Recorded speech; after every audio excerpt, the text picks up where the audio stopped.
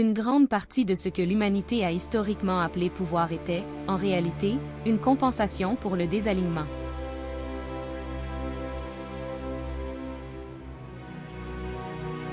Lorsqu'il ne se sent pas en sécurité en lui-même, il tente de gérer les autres. Lorsqu'il doute de sa propre valeur, il accumule des symboles d'autorité. Ces comportements n'étaient pas des fautes morales. Ils étaient des symptômes de déconnexion. Le nouveau leadership émerge non en corrigeant directement ces comportements, mais en dissolvant la fracture intérieure qui les rendait nécessaires. L'alignement intérieur commence par l'honnêteté envers soi-même. Ce n'est ni une confession, ni une autocritique. C'est la disposition à ressentir ce qui est vrai avant de décider quoi faire. Beaucoup d'entre vous ont été entraînés à ignorer leurs signaux intérieurs pour être productifs, agréables ou spirituellement corrects. Vous avez appris à avancer, même lorsque quelque chose en vous se contractait. L'alignement demande l'inverse.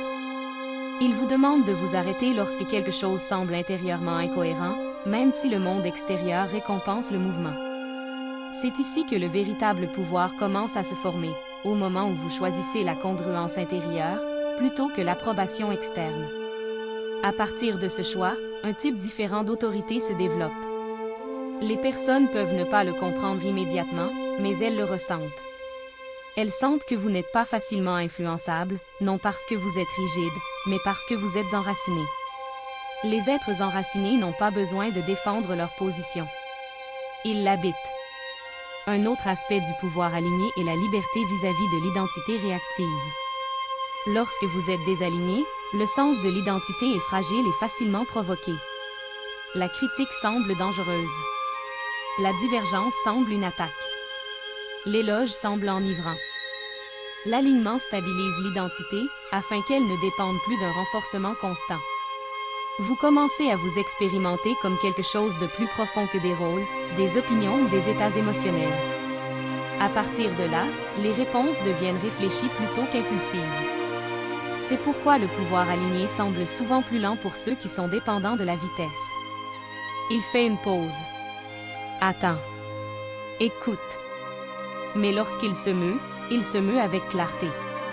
Il n'exige pas de révision, d'excuses ou de contrôle des dégâts par la suite. Une décision alignée peut défaire des mois d'efforts frénétiques. Un moment de clarté intérieure peut épargner des années de lutte. Cette efficacité n'est pas stratégique. Elle est naturelle. Nous voulons également que vous compreniez que l'alignement ne peut pas être forcé. Vous ne pouvez pas vous contraindre à la cohérence par la seule discipline. L'alignement surgit lorsque vous cessez de trahir ce que vous savez, intérieurement, être vrai. Chaque petit acte d'auto-trahison, dire oui lorsque la guidance intérieure dit non, rester silencieux lorsque la vérité veut parler, jouer un rôle qui ne sert plus, crée une statique intérieure. Avec le temps, cette statique se transforme en épuisement, en ressentiment ou en confusion.